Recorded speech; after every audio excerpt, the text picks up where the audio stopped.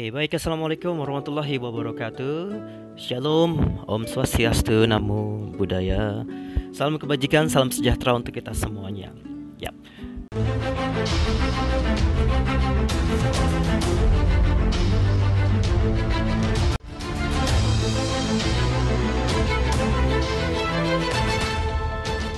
Selamat petang menjelang malam adik-adikku, teman-temanku. Tadi sudah sempat kita sampaikan di awal bahwa saya akan mencoba untuk memberikan sebuah informasi tentang pertanyaan-pertanyaan yang diasumsikan sebagai sebuah pertanyaan yang negatif. Kemarin baru saja mendapatkan pertanyaan ini, Coach, saya itu menjadi pramugari, tapi ibu saya bilang katanya pramugari itu identik dengan sebuah pekerjaan yang glamor, pekerjaan yang kuat kehidupan malamnya, suka ke diskotik, suka dugem, suka mabok, bahkan identik dengan hal-hal yang negatif lainnya. Inilah sebuah permasalahan kalau kita tidak mendapatkan sebuah ilmu informasi yang sebenar-benarnya. Dampaknya adalah cita-cita yang sebenarnya kita ingin perjuangkan jadi dilemahkan hanya gara-gara opini di luar sana yang sifatnya menjatuhkan. Ini juga salah satu alasan kenapa nanti saat ini sudah saya proseskan bahwa nanti per 1 Januari kita akan launching buku baru saya yang kedua, Tanya Coach Prio. Ini sebuah buku yang memuat tentang berbagai macam pertanyaan-pertanyaan yang selama ini dikeluhkan, selama ini dijadikan sebuah pertanyaan-pertanyaan yang disangkakan negatif, sehingga dampaknya adalah teman-teman yang tadinya positif, ingin berjuang, ingin menjadi seorang pramugari, tiba-tiba berubah haluan hanya gara-gara mendapatkan omongan-omongan yang katanya-katanya. Semoga lancar. 1 Januari kita akan launching bukunya, sehingga harapannya adalah adik-adik saya, teman-teman semuanya yang sungguh-sungguh ingin memperjuangkan impiannya untuk menjadi pramugari sudah tidak lagi mendapatkan informasi yang negatif yang katanya-katanya. Di buku tersebut akan kita bongkar selengkap-lengkapnya, termasuk hal yang tabu, termasuk hal yang negatif. So jangan lupa nanti pastikan kalian mendapatkan bukunya ya. Nah, sekarang bicara masalah kehidupan malam pramugari. Sebelum saya bicara soal kehidupan malamnya, saya ingin bicara soal rutinitas hari-harinya. Teman-teman pramugari itu kan kerja pasti jam terbangnya itu bisa panjang, bisa lama ya. Mungkin kita berangkat subuh, pulangnya maghrib. Dari mulai berangkat gelap, pulangnya gelap lagi. Sehingga ini berdampak pada fisik yang mungkin akan sangat capek, akan sangat penat, dan akan sangat merasa lelah. Nah, kelelahan ini akan diterbayarkan kalau kita pada saat mendaratnya itu tiba di sebuah kota yang dimana kita ingin tahu nih kota itu uniknya apa, sesuatu yang menariknya itu apa. Jadi budaya kita nih sebagai seorang kru, kalau kita mendarat di sebuah kota yang dimana kita menginap di sana, pasti yang kita lakukan adalah hunting. Pertama, satu, hunting makanan. Kita mendarat tuh pengennya makan yang enak-enak, misalkan ikan kakap apalah yang terkenal di kota apalah, yang uniknya makanan apa, itu semua akan kita jelajahi. Selain bicara masalah kuliner, pasti kita akan hunting yang namanya souvenir atau mungkin oleh-oleh khas di kota tersebut tuh apa. Baru yang ketiga adalah kita mencari tempat-tempat untuk menghibur diri.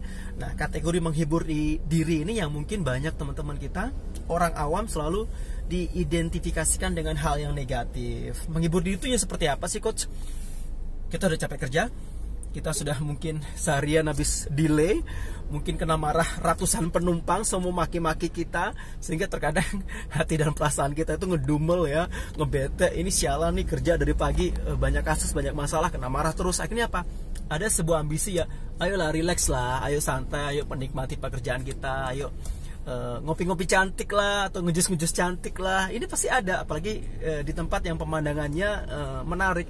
Itu semua akan bisa mengobati kelelahan kita, akan bisa mengobati emosi perasaan kita yang tadinya kita kerja itu penuh dengan pressure, penuh dengan tekanan-tekanan. Dengan kita seperti itu, kita akan merasa bangga. Aduh, enak banget di negara orang, di kota orang, jauh dari rumah, tapi kita bisa merasakan sebuah hal yang menyejukkan hati. Nah, masalah yang tadi kita hadapi akan lupa gitu loh, karena emang terbayarkan dengan sesuatu yang indah-indah itu tadi. Nah, konsep menghibur diri itu kan tidak mesti harus identik dengan hal-hal yang negatif, teman-teman, adik-adik. Saya ambil contoh. Kalau memang ada beberapa budaya teman-teman kita yang ketika mendarat di sebuah kota tertentu, ada sebuah niatan untuk masuk ke sebuah diskotik, untuk masuk ke sebuah bar, untuk masuk ke sebuah kafe-kafe yang mungkin diibaratkan sebagai tempat-tempat orang untuk dugem, untuk orang-orang mabok. Itu kan semua kembali ke pribadi masing-masing, ke diri kita masing-masing. Taruhlah saya, misalkan contoh, saya suka musik, saya suka mendengarkan live music. Jadi ketika saya berada di sebuah kota manapun, harapan saya yang utama adalah di mana nih cafe yang ada live musicnya, di mana ada bar yang ada live musicnya. Karena dengan saya mendengarkan musik performance secara langsung itu, jiwa-jiwa happy-nya itu kan keluar gitu. Karena musik itu ya menurut saya pribadi adalah sesuatu yang menyenangkan gitu. Jadi waktu itu target saya pasti ada, ayo kemana aja yang penting ada live musicnya, mau diskotik manapun ayo. Karena yang saya kejar adalah hiburan musiknya itu. Tapi mungkin ada beberapa teman-teman juga yang hiburannya mungkin dia pengen dugem, pengen joget-joget, pengen ngedance untuk meluapkan emosi perasaan dia yang mungkin tertekan karena masalah pekerjaan, tertekan karena masalah cinta-cintaan, tertekan karena masalah keluarga dan segudang permasalahan lainnya. Dan dia ingin mencoba untuk menyenangkan hatinya itu dengan cara-cara dia sendiri, itu sah-sah saja gitu. Terlepas apakah menurut kita itu cara-cara yang negatif atau tidak, ya semua ditanggung risiko masing-masing. Yang jelas semua masih ada batasan-batasannya.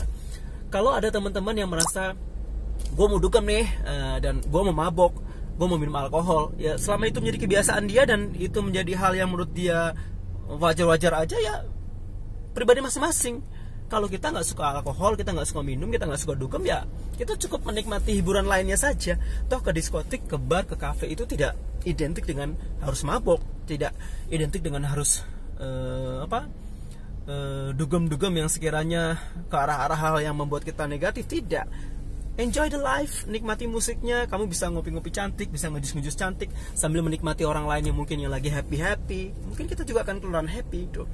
Jadi sebenarnya kehidupan malam itu tidak semata-mata harus diidentikan dengan sesuatu yang negatif. Tapi kehidupan malam itu mungkin sebuah refleksi bagi kita yang mungkin kerja penas seharian untuk mencoba menghibur diri kita dengan cara-cara yang sesuai dengan kemauan kita sendiri gitu ya.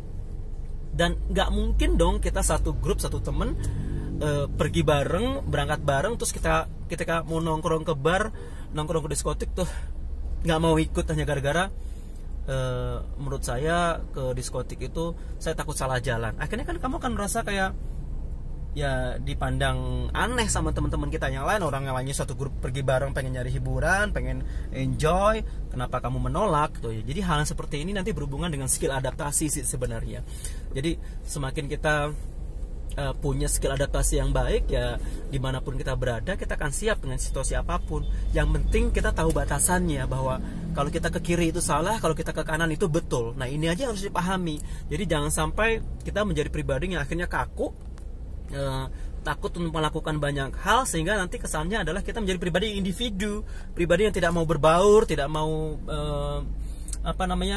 menerima keadaan teman-teman kita yang lain, sehingga nanti kedepannya adalah ya konsep kerjasama timnya akan tergadaikan, teamworknya tidak akan berjalan, sehingga nanti yang timbul adalah hal-hal yang pasti membuat nuansa teamworknya itu jadi lemah gitu loh.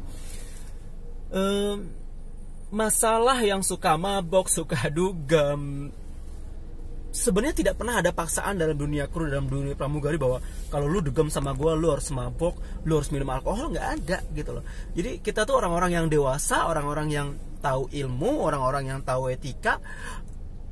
Lu melakukan apapun yang lu lakukan itu adalah berdasarkan kemauan lu sendiri, karena ya maunya kita sendiri. Nggak mungkin ada paksa harus minum, harus mabok, ya nggak bisa. Lu harus gue pacarin, lu harus mau gue jadikan kasarnya adalah pacar aku yang kedua, ketiga, keempat, nggak ada. Semua terjadi berlandaskan karena emang keikhlasan kita, kemauan kita gitu.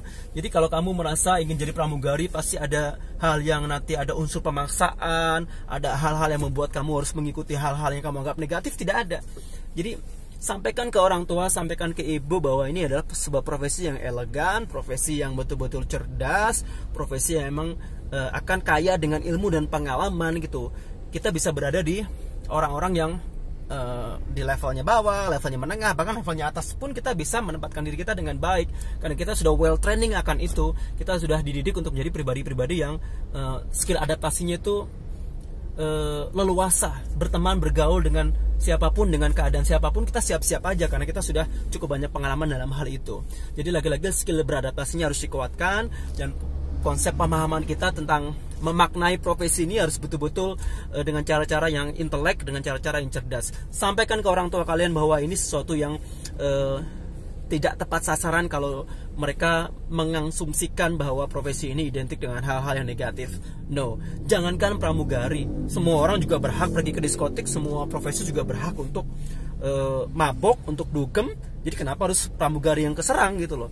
Karena di diskotik itu kan nggak ada sebuah aturan yang kalau lu mau kalau diskotik ada lu harus pramugari. Enggak, itu bebas. Semua khalayak umum dari berbagai usia, dari berbagai profesi sah-sah saja untuk datang ke tempat itu, karena itu konsep judulnya adalah hiburan gitu lah. Jadi orang yang mau ke situ ya orang yang mau menghibur diri. Jadi jangan dilibat-libatkan bahwa diskotik identik dengan pramugari, identik dengan mabuk, identik dengan dugem. Jangan bawa profesinya, tapi itu lebih ke arah kepribadiannya masing-masing.